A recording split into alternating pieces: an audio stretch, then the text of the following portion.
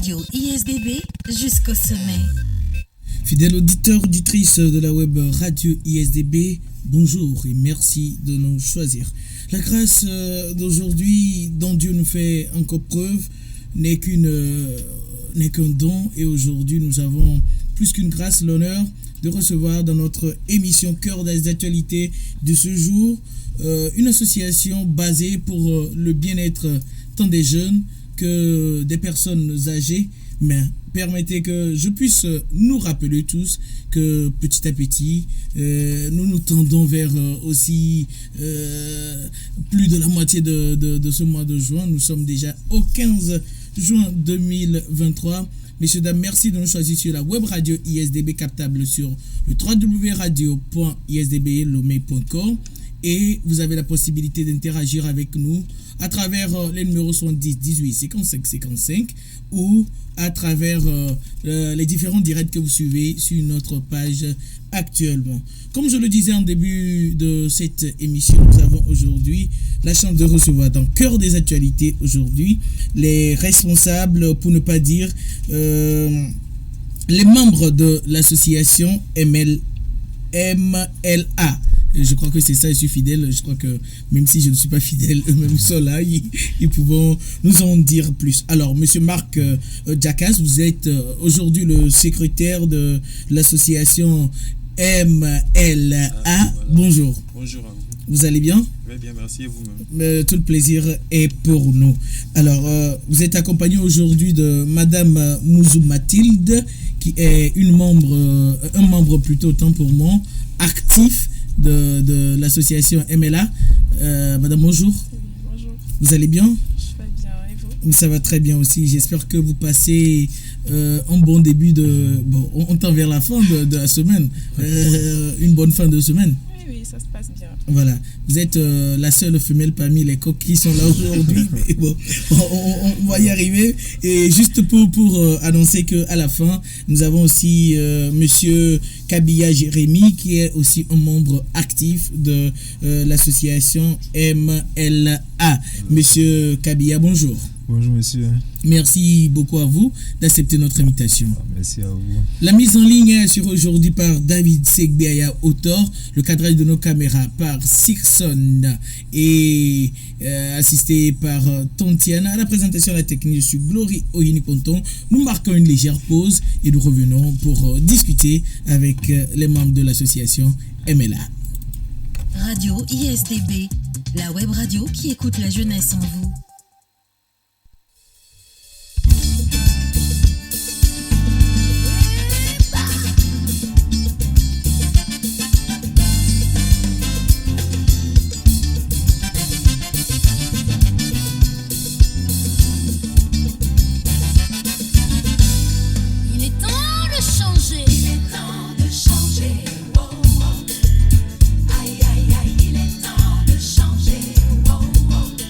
Jamais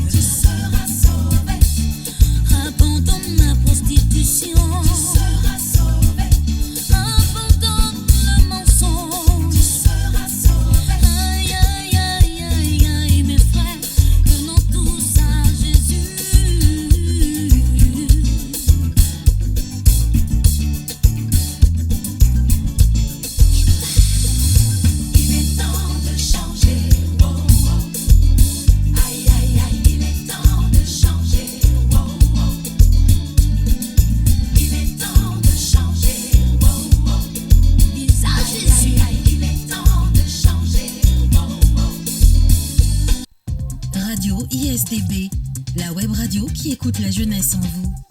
Retour au studio après cette pause amenée par Anateco, le titre Il est temps de changer. J'espère que ceux qui ne veulent pas changer, qui ont déjà écouté cette musique, prennent le temps et le plaisir de changer en même temps. Ceux qui veulent, au lieu de pratiquer la médecine conventionnelle, veulent pratiquer la médecine singulière, atypique, qui est qualifiée souvent de médecine traditionnelle. Non, on ne va pas en parler, mais nous sommes aujourd'hui avec les membres de l'association MLA. Je crois que je suis fidèle à la prononciation maintenant. Ouais. MLA, voilà. Donc, qui viennent nous parler de leurs activités, de leur mission, de leur vocation, au-delà de tout, et de cette campagne qu'ils organisent. Mais là, nous allons commencer en demandant au secrétaire, M. Marc Jacas, MLA, ça signifie quoi exactement? MLA veut dire Med Student Leaders Association. Voilà. En fait, c'est une organisation de jeunes médecins, d'étudiants en médecine à la base, convaincus que la prévention des maladies doit être la vocation de tout médecin. Donc, l'association est créée depuis 2016 et nous officions dans la prévention des maladies au sens large du terme. Maintenant, avec le temps, nous sommes constitués d'infirmiers, de sages-femmes. Donc, c'est devenu un groupement de jeunes professionnels de la santé. D'accord. Et comme activité, nous faisons des lives, MLA Live, qui sont en fait des séances d'éducation par rapport au sujet de santé courante, chaque dernier samedi du mois.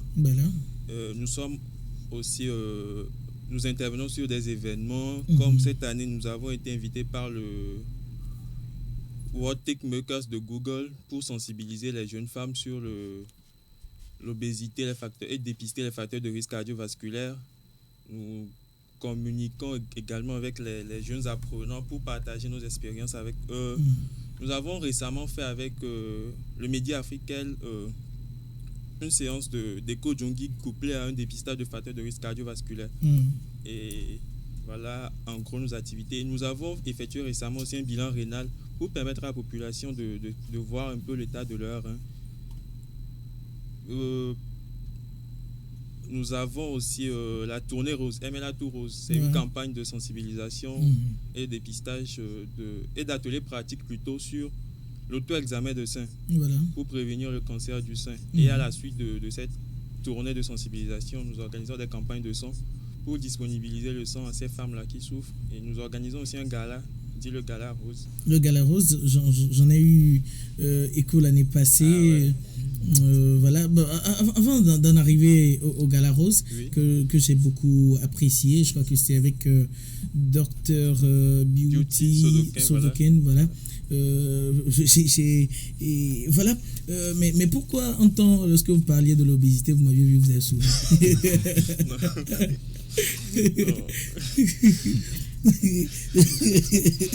mais non, c'est juste pour vous taquiner. Je vais me tourner vers Madame Mouzou Mathilde pour lui demander, voilà, tant d'activités que vous organisez au cours de l'année, où trouvez-vous les moyens de financement de toutes ces activités? Parce que quand on parle d'activité, il faut parler de budget, et quand on parle de budget, on parle d'argent. D'accord, merci pour la question. Je vous en prie. Je dirais plutôt que c'est des appels de fonds qu'on fait durant toute l'année. On demande aux organisations, aux partenaires qui sont favorables à nos demandes pour nous aider à pouvoir faire les campagnes de sensibilisation. Et on dirait que généralement, c'est plutôt favorable. On a les moyens qu'il faut. Il y a plusieurs laboratoires pharmaceutiques, des institutions, les ministères qui viennent à notre aide, qui mettent des dispositions, les bus, le carburant et tout, pour nous permettre de pouvoir atteindre nos objectifs. Alors, monsieur Kabia Jérémy, aujourd'hui, nous sommes là et nous parlons de votre association MLA. Je m'en vais vous poser la question, que faut-il ou quel est le profil idéal pour être membre de l'association MLA?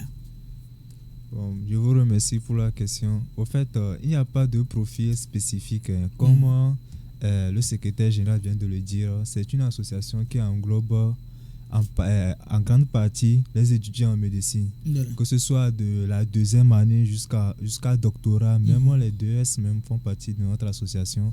Et comme aussi ça c'est connu et que nos activités sont vraiment mises en avance parce qu'on fait vraiment quelque chose de bon pour aider la population dans la prévention des maladies. Donc c'est pour cela qu'on a voulu agrandir le rayon en allant jusqu'aux sages-femmes et tout professionnel de la santé. Donc il n'y a pas de critères spécifiques avant de rentrer dans l'association.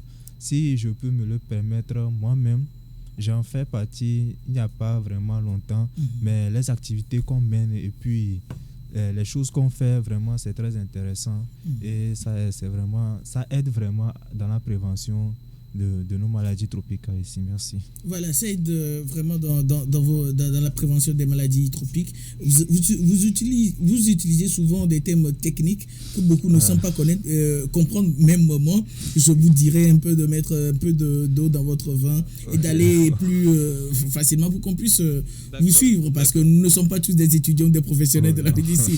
Voilà. Ce qui m'amène à demander au secrétaire général si je suis intéressé par les activités de l'association MLA, étant communicant ou peut-être comptable ou peut-être commerçant, je ne pourrais pas intégrer l'association. Si, vous pouvez intégrer l'association. Voilà. Actuellement, nous avons un community manager qui est spécifiquement elle est en fait dans la communication. Ce n'est pas un étudiant en médecine ni en santé.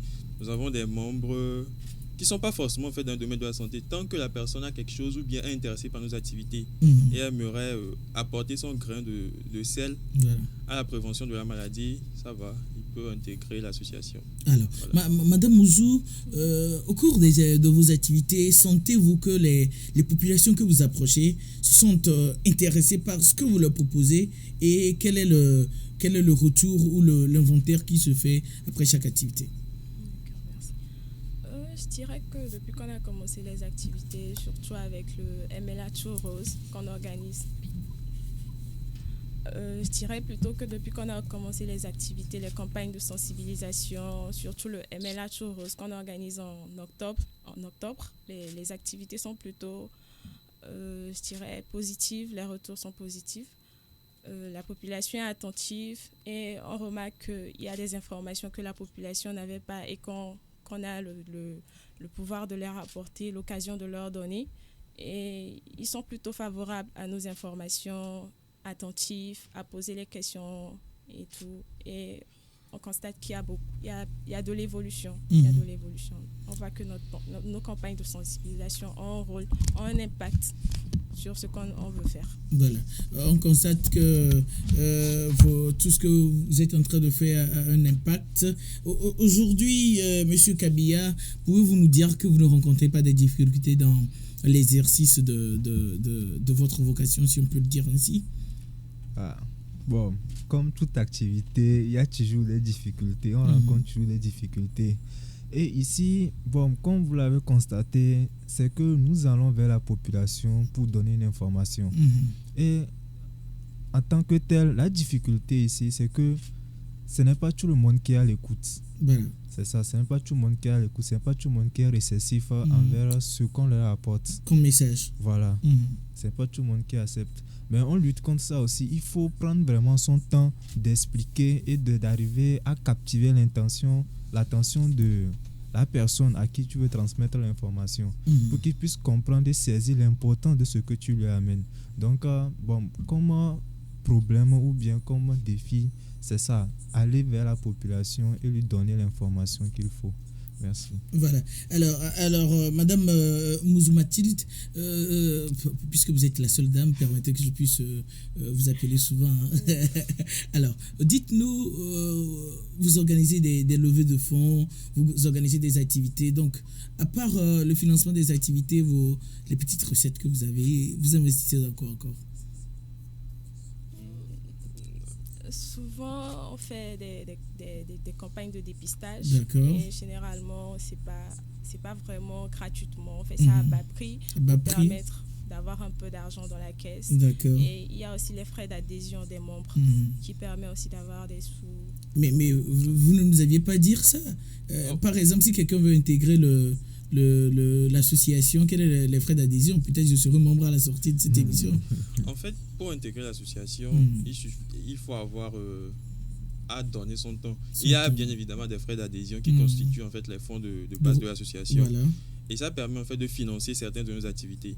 Par exemple, une sortie sur le terrain pour une campagne, pour le dépistage des facteurs de risque cardiovasculaire, la prise de la tension, du poids, n'est pas forcément... il n'y a pas vraiment un budget qui est alloué de la part de nos partenaires, ou on va dire ça comme ça. Ouais. Donc c'est la caisse qui sort l'argent pour déplacer les membres et les consommables à utiliser et tout ça. Donc en fait, ça constitue une base de fonds pour l'association. Voilà. Alors, par rapport aux différentes campagnes de dépistage que vous organisez, quels sont les facteurs motivateurs?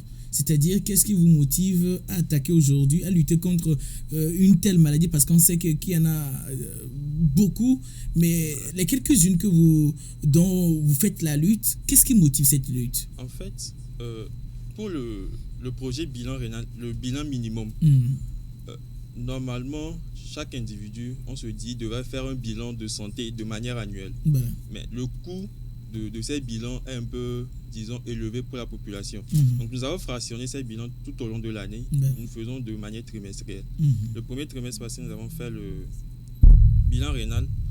Et cette fois-ci, c'est pour la drépanocytose. En fait, ce sont les maladies qui sont vraiment fréquentes dans nos milieux et qu'on peut, dans le dépistage précoce peut améliorer la prise en charge, si je peux me le permettre.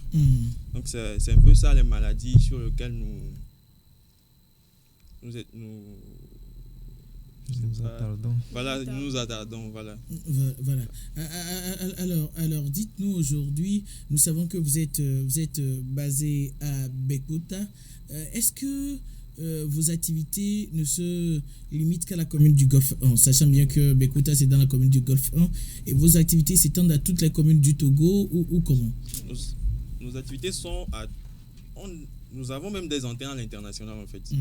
Nos activités ne sont pas exclusivement Lomé. Par exemple, les tournées roses dont je parlais, la dernière fois on était à Kara. Il y a même une cellule de l'association actuellement à Kara qui travaille également dans la prévention des maladies. Donc on n'est pas seulement à Bekota, on est un peu partout à Lomé, au Togo. Là où le besoin se fait sentir, on y va. Voilà. Alors, Madame Mathilde, dites-nous, puisque quand on parle souvent d'une association, on parle d'une équipe, on parle de la tête. Comment sont élus le bureau qui dirige l'association? Où sont des jeunes hommes et femmes qui sont là éternellement là-bas? Non, c'est pas éternel. D'abord, je dirais que c'est par élection. Voilà. Le bureau est élu. Et il faut qu'il y ait des représentants, il faut qu'il y ait des personnes qui se présentent. Il y a le président, le vice-président, le secrétaire, peut-être son adjoint, le responsable de communication. Donc tout ça, on organise des élections annuelles pour pouvoir changer le bureau et avoir du nouveau, pour pouvoir innover et tout. Voilà, monsieur Marc Diakas, puisque vous êtes secrétaire, dites-nous comment est la communication entre aujourd'hui le bureau central et les autres annexes ou les autres représentations qui sont à l'intérieur ou à l'extérieur du Togo? Ok, d'accord. La communication, en fait, tout est centralisé. Tout est centralisé, étant donné que la base de l'association est à Lomé. Donc, toutes les activités partent de là. Et la dernière fois, la base de l'association Maroc organisait, dans le cadre de la levée de fonds pour soutenir les femmes victimes du cancer de sein, en collaboration avec une association, ils l'ont fait au Maroc. Et puis, en fait, il y a toujours une collaboration entre le bureau local ici et les bureaux à l'international. Il y a toujours une collaboration. Et tout ce qui se fait à l'international part de Lomé, en fait. Voilà. Je ne sais pas si j'ai répondu à la question. Oui, vous avez répondu. Une activité se profile à l'horizon, ou disons que vous avez déjà commencé. C'est la campagne pour laquelle vous êtes là aujourd'hui, pour informer encore nos téléwebspectateurs, nos éditeurs. Pour ceux et celles qui viennent de nous rejoindre aussi, permettez qu'on puisse vous rappeler que nous sommes aujourd'hui avec les membres de l'association MLA qui viennent nous parler de leur activité et surtout cette campagne de sensibilisation qu'ils organisent. Alors, M. Kabia Jérémy, dites-nous, cette campagne de sensibilisation que vous organisez, elle s'inscrit sous quelle philosophie?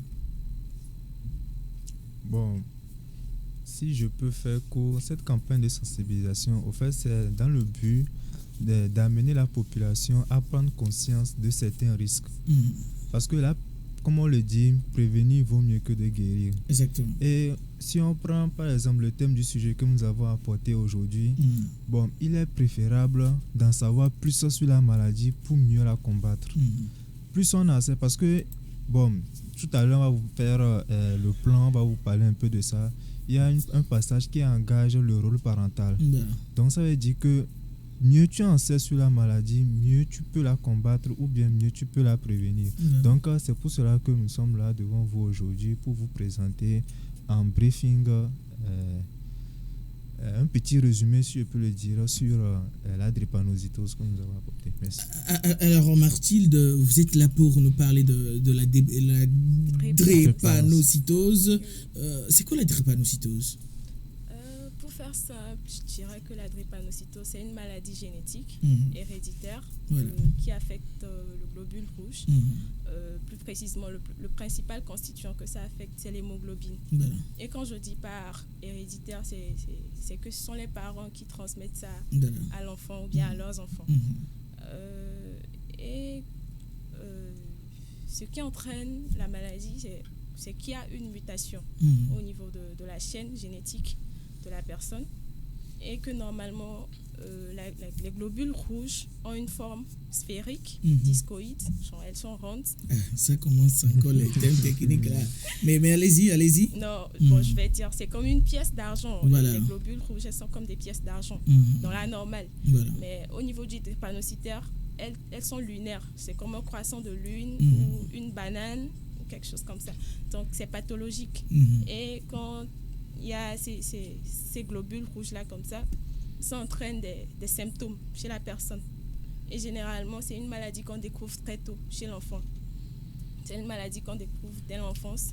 Et le principal symptôme de la personne, c'est le syndrome pied-main, qu'on appelle souvent. On remarque que l'enfant a le dos des mains et des pieds qui est enflé. Par exemple, on peut avoir aussi des crises ostéo-articulaires.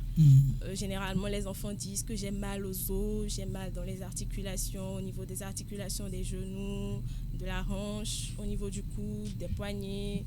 Surtout quand il fait froid, il fait chaud, extrêmement chaud, ou bien quand il est sur des zones d'altitude. On a aussi des crises abdominales.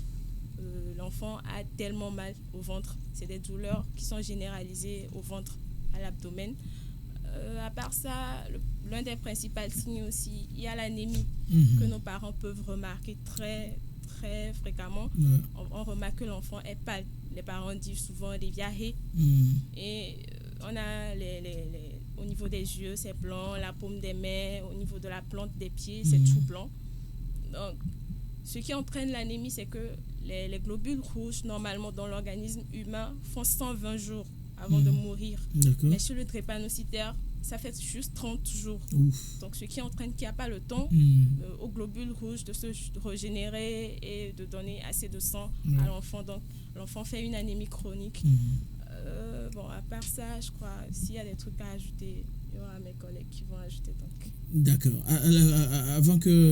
Avant de passer la parole à vos collègues, à vos frères, dites-nous pourquoi vous en parliez aujourd'hui. Comme on l'a dit au début, comme mon collègue l'a dit, c'est une maladie qui est très fréquente. C'est une maladie fréquente en Afrique noire. Si je dirais, ça affecte plus la race noire. C'est un trait qui est plus fréquent dans la race noire, en Antilles. Et aux États-Unis aussi, les Noirs qui y résident aussi sont affectés. Donc, on a remarqué que c'est une maladie qui est négligée par la population. La population ne sait pas de quoi il s'agit. Et quand ils viennent à l'hôpital de façon fortuite, quand je dis fortuite, par hasard, quand on fait le bilan, on le découvre. Et c'est quand on informe les parents qu'ils se rendent compte qu'il y a quelque chose qu'on appelle la drépanocytose. Ils ne sont pas au courant, donc ils ne savent pas comment s'y prendre. Donc, on a préféré que ce serait mieux qu'on fasse une campagne de sensibilisation pour en parler, pour leur dire de quoi il s'agit, leur dire que c'est une maladie qu'on peut prévenir et que c'est transmissible par les parents. Donc, c'est quelque chose comme ça. Alors, Marc Jacques, vous avez quelque chose à ajouter? Trop qu'on en parle peut-être parce que je dirais que c'est la première maladie héréditaire, si je peux me le permettre. Environ 500 millions de personnes l'ont dans le monde. On le trait drépanocytaire selon l'OMS. Et au Togo, 10% de la population, un individu sur 10 a le trait drépanocytaire, peut transmettre la drépanocytose. Et on estime que 3% de la population est drépanocytaire. Donc c'est un peu beaucoup. Et c'est une maladie que les parents, en fait, peuvent, je sais pas, étant donné que c'est génétique, le travail se fera au niveau des parents. On peut l'éviter, c'est ce que vous avez envie de dire? Oui. Et comment? En fait, en connaissant son statut hémoglobinique, son électrophorèse de l'hémoglobine. Voilà. Donc, deux personnes ayant un trait drépanocytaire, en se mariant, risquent d'avoir un drépanocytaire. Donc, avoir un trait drépanocytaire ne veut pas dire drépanocytaire. Le trait drépanocytaire, par exemple, disons l'hémoglobine normale, c'est AA. Donc, une personne qui a AS, on dit qu'il a le trait drépanocytaire. Il n'est pas malade, mais il peut transmettre la maladie. La maladie est là lorsqu'on a deux hémoglobines SS, le gène SS. Donc, une personne AS a la maladie, a le trait drépanocytaire, mais n'est pas malade. Donc, c'est ces gens-là qui représentent en fait les 10% de la population. Et donc, si deux personnes AS se marient, ils ont 25% de chance d'avoir un drépanocytaire. Donc, voilà. Donc, si Mathilde, par exemple, est AS et est amoureuse de Marc, qui est aussi AS, l'idéal serait que... C'est pas votre marque. L'idéal serait qu'ils ne soient pas ensemble. Ouais, pour trouver une solution. Qu'ils aillent chercher un Jérémy qui est AA. Voilà, qu'ils aillent chercher un Jérémy, vraiment. Aujourd'hui, est-ce qu'il y a des mesures de prise en charge pour ces situations, pour ces drépanocytaires-là? Ouais, il y a un centre de drépanocytose à Lomé, juste à côté du CHU Campus, qui prend en charge les drépanocytaires. Voilà. Alors, vous aviez pris sur vous d'organiser cette campagne. En quoi consiste-t-elle réellement? Bon, si je peux trouver un élément de réponse. Bon, comme mon collègue vient de le dire, monsieur Marc vient de le dire, c'est quelque chose qui est héréditaire. Et on peut porter le trait, par exemple un AS.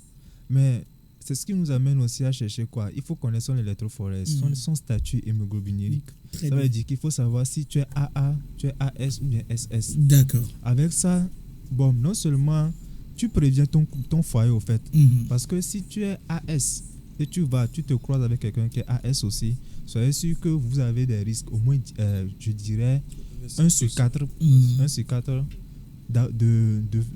d'avoir un enfant qui est drépanocytaire, qui est SS, ou bien vous avez encore une chance sur 2 d'avoir des enfants qui sont AS comme vous, et vous avez une chance sur 4 aussi d'avoir un enfant AA. Donc c'est dans le but de prévenir ça. Au fait, on peut prévenir cela. Tu peux éviter à ton enfant d'avoir ces traits SS là. Donc c'est pour cela qu'on est en train de faire cette sensibilisation.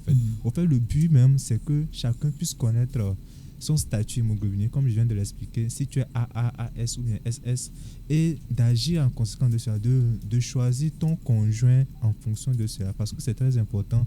Il ne faut pas que vous ayez, je vais dire, avoir un enfant, il n'a pas demandé cela, il n'a pas demandé d'être SS. Et puis il va venir, il va endurer ses souffrances. Bon, on le verra tout à l'heure. Les signes de la drépanocytose, ce n'est pas vraiment quelque chose qui est agréable à voir ou bien bon à savoir. Non. C'est dans le but de prévenir ce genre de choses-là qu'on insiste vraiment sur cette campagne de drépanocytose. Les gens ne savent pas. Parce que on a déjà commencé. Oui, depuis le premier. Oui. Donc, on a remarqué que non seulement les gens ne savent pas ce que c'est, et beaucoup de gens sont dans l'ignorance. Alors que c'est très important pour le foyer, pour tes futurs enfants, pour ton futur conjoint. C'est très important de savoir cela. Alors, Madame Ouzou, vous ne faites pas gratuitement cette campagne. Vous l'aviez élevé plutôt à la modique somme de 3500 francs. Ça se fait où et comment?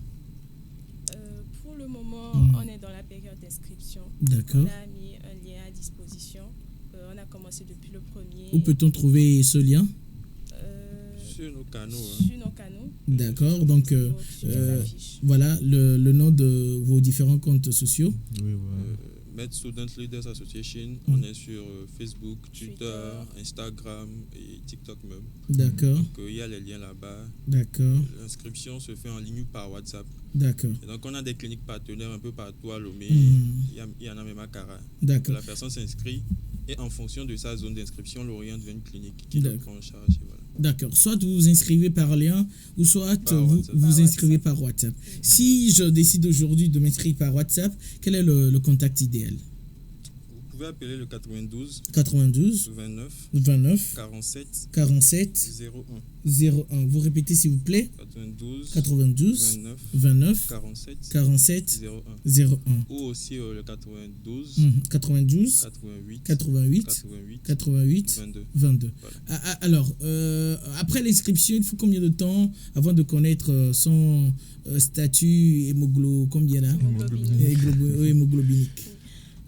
Les inscriptions prennent fin le 22 juin. Voilà. Et juste après, la série des examens vont commencer jusqu'au 31. D'accord. Et je tiens à préciser que dans les 3500, il y a le test, l'examen et la consultation post-résultat. C'est-à-dire quand vous allez avoir vos résultats, on va vous faire une consultation pour vous parler de vos résultats, ce que ça a donné. Et s'il y a des conseils à vous fournir, on va vous en fournir aussi. Donc la période des examens se tiendra du 22 au 31 juin. D'accord. 22 au 31 juin, c'est-à-dire, est-ce qu'aujourd'hui, puisque vous avez déjà commencé depuis le 1er, on est déjà au 15, est-ce qu'on a un nombre suffisant d'inscrits? Ou disons, est-ce qu'il y a une mobilisation qui témoigne que les gens sont intéressés par cette campagne que vous faites? Il y a une mobilisation qui témoigne que les gens sont intéressés. Je n'ai pas les chiffres à mon niveau actuellement, mais bon. Il y a une certaine mobilisation autour de la question. Alors, Monsieur Kabia, est-ce que après un suivi sera fait pour les cas qui seront peut-être éventuellement des drépanocytaires? Oui, bien sûr, un suivi sera fait. Bon, comme le collège vient de le dire, il y a les centres pour les drépanocytaires. Voilà. Donc, on peut les mettre en rapport avec ces centres-là pour un meilleur suivi et aussi, comme on le dit, fournir des conseils nécessaires. Parce que, bon, comme nous le savons, il y a vraiment des symptômes qu'on peut éviter. Par exemple, comme vous le savez, on peut interdire à un drépanocytaire de faire le sport ou bien d'éviter les hautes altitudes, tout ça. Donc, on peut apporter ces conseils-là aussi. Et aussi, bon, faire quoi? Un petit suivi. On peut faire un petit suivi aussi. Chaque 3 mois, bon, demander à savoir si tout va bien, tout ça là, faire les bilans. Et aussi, surtout, pour un drépanocytaire, les infections, c'est très mauvais. Il faut surtout éviter les infections. Donc, ça là, déjà dans ça, là, il doit faire les bilans chaque jour. Et chaque 3 mois, un bilan de rappel pour voir si tout est en ordre et tout ça là. Et je crois bien que ça va aller. Voilà. Alors, je crois bien que ça va aller pour ceux et celles qui viennent de nous rejoindre. Nous sommes avec les membres de l'association MLA qui viennent nous parler aujourd'hui de cette campagne de sensibilisation qu'ils font pour la lutte contre la drépanocytose et aussi cette campagne qui est surtout matérialisée par un bilan hémoglobinique, c'est ça? Oui. Voilà, un bilan hémoglobinique. Donc, il suffit tout simplement de les contacter à travers leurs différents canaux de communication, Facebook, Twitter, Instagram ou même TikTok, ou bien vous contactez le 92 88 22 et vous vous inscrivez pour ce bilan de santé qui est aujourd'hui urgent, au-delà d'être urgent, nécessaire pour nous tous. Alors, nous tendons vers la fin de cet entretien, mais quel message, Mathilde, pouvez-vous envoyer à ceux et celles qui souhaiteraient faire ce bilan, mais qui hésitent toujours?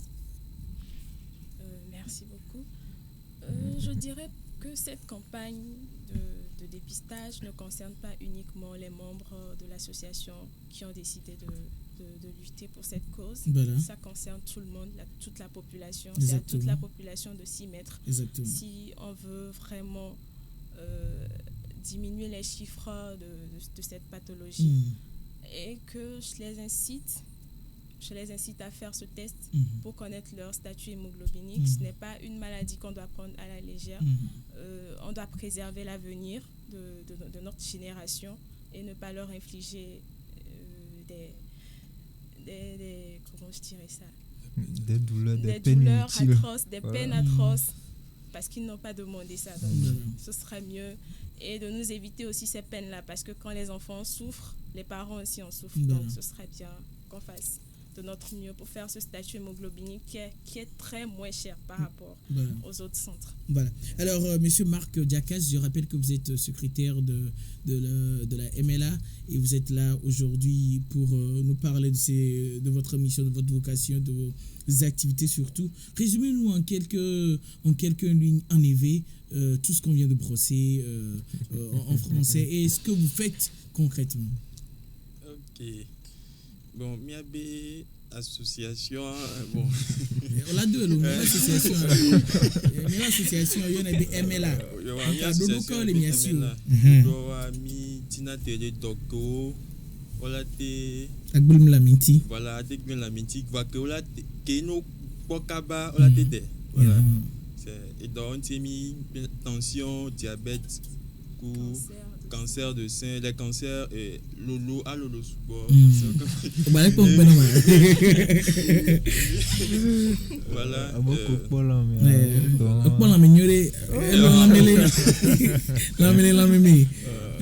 Mais on a Facebook Live, le mien sont pompona du quoi so et donc les problèmes de santé courante. Mathilde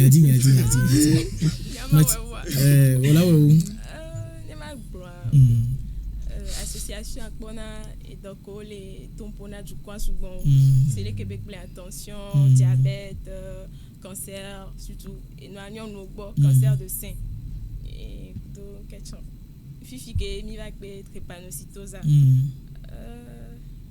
comme nous les définitions tu faut Jérémy donc le nami miabe dodo voko miona que les PMM miabe ona gala rose miona dodo vovo que manodo nyantina be valo kwa dodo ko mi asia que kere faut Jérémy o ma popu na mi kwa aso we na mi ba no po ba no climat. Oh bon mais chama essayer dodo chama dodo bon ko essayer avado OK.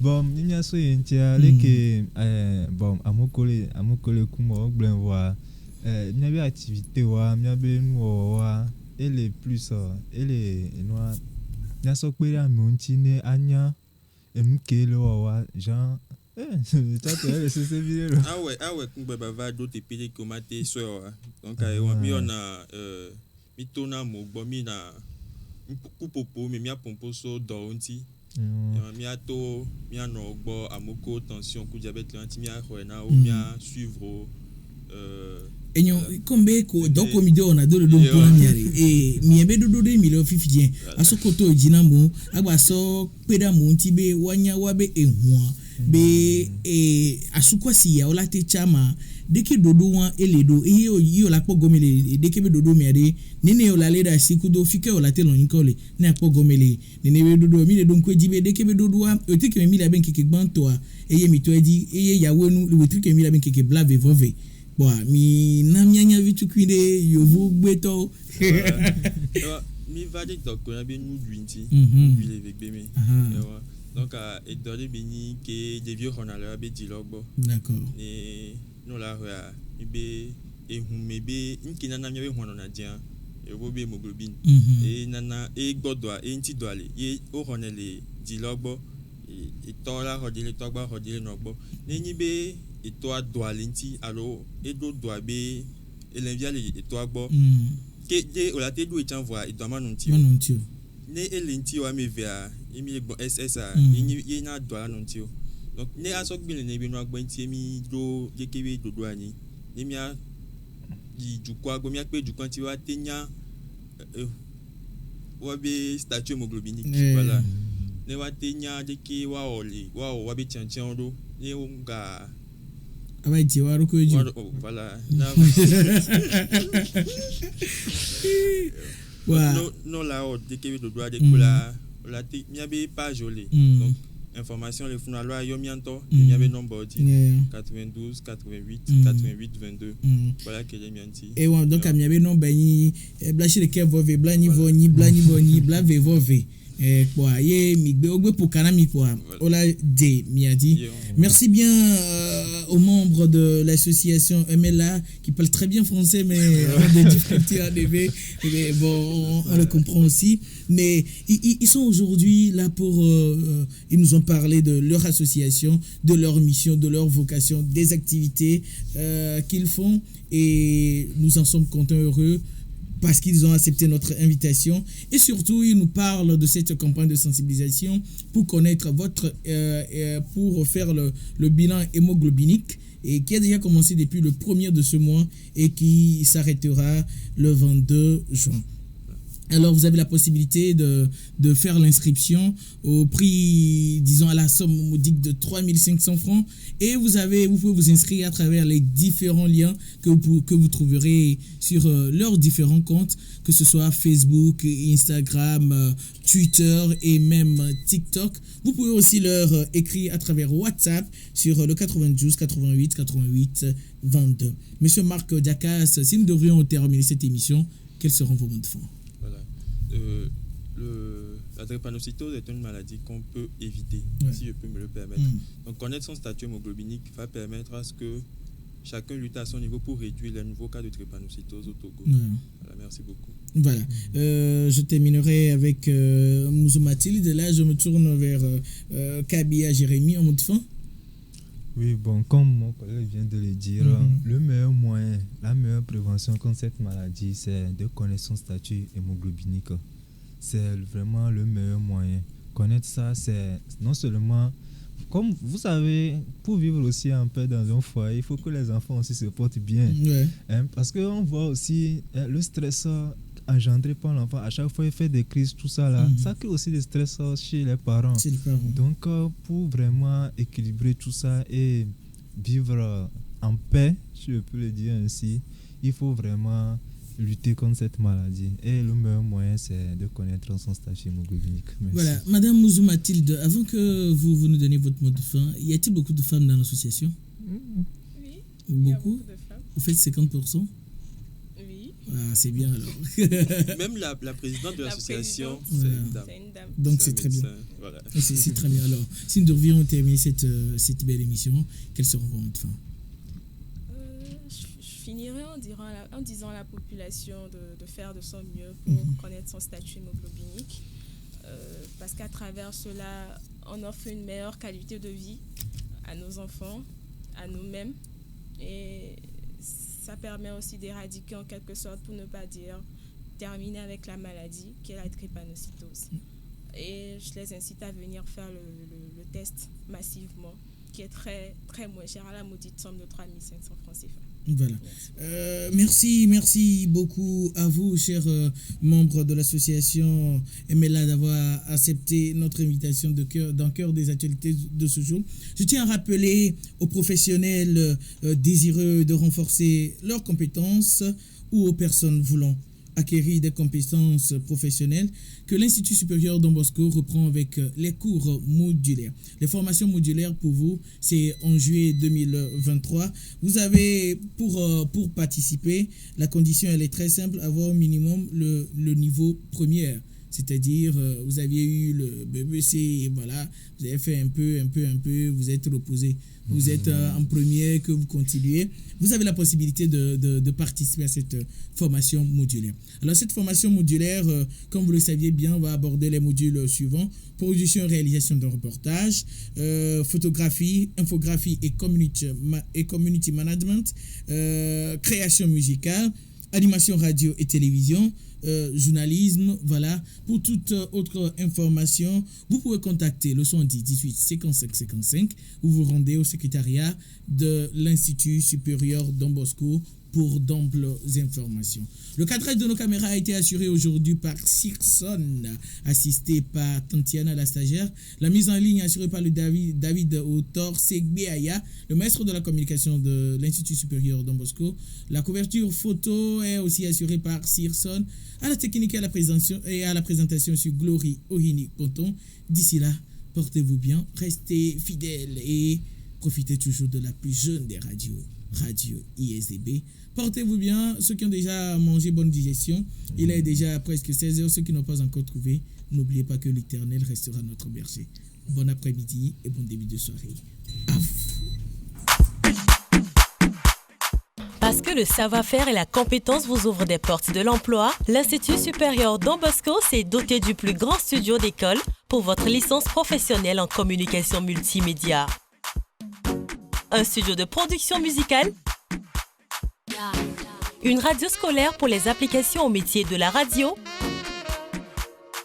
du matériel de production cinéma, un plateau de télévision et de photographie. Inscris-toi dans les filières communication multimédia, sciences de l'éducation, philosophie et la formation à la carte en multimédia.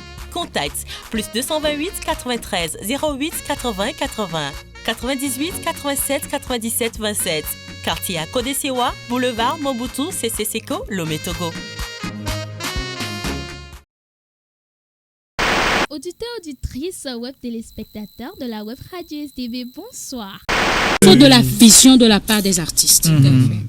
Parce que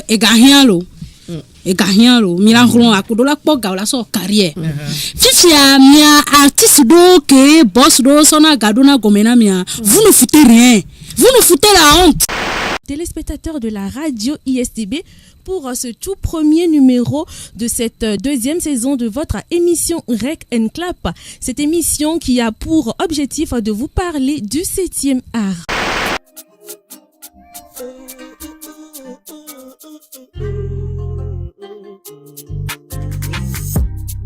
C'est mon coup de cœur.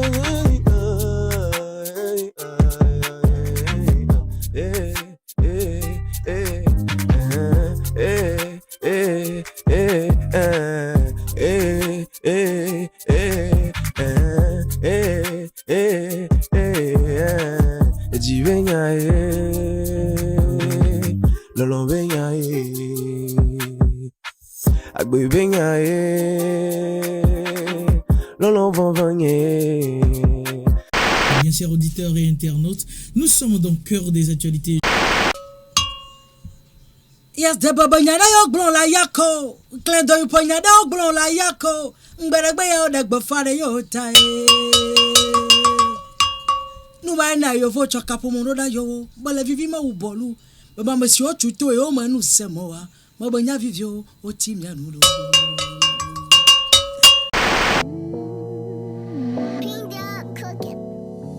Ici, au studio ISDB, on s'amuse, on s'éclate, on s'amuse, on s'éclate. Ici, au studio ISDB, je m'amuse, je m'éclate, je m'amuse, je m'éclate.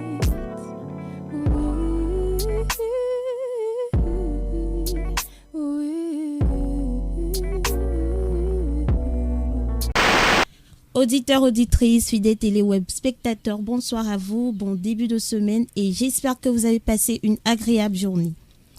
Merci de nous rejoindre dans ce tout premier numéro de votre émission Au cœur du savoir qui se fera dorénavant tous les 2e et 4e lundis du mois à partir de 18h30. Fidèles auditeurs, auditrices de la web radio ISDB, bonsoir et merci de nous choisir. Ça fait toujours plaisir de vous retrouver chaque week-end On s'éclate. Et nous espérons bien que vous aviez passé un bon week-end et que actuellement vous êtes prêts à vivre cette soirée avec nous. Vous êtes prêts à s'éclater avec nous. Dieu nous a encore fait grâce du souffle de la vie. Et aujourd'hui, nous avons la chance d'être avec l'artiste, auteur, compositeur et interprète chrétien Jean-Claude Dianada. Jean-Claude Dianada qui nous honore aujourd'hui de sa présence. Jean-Claude, bonjour. Bonjour. Comment allez-vous? Je vais très bien puisque vous êtes là.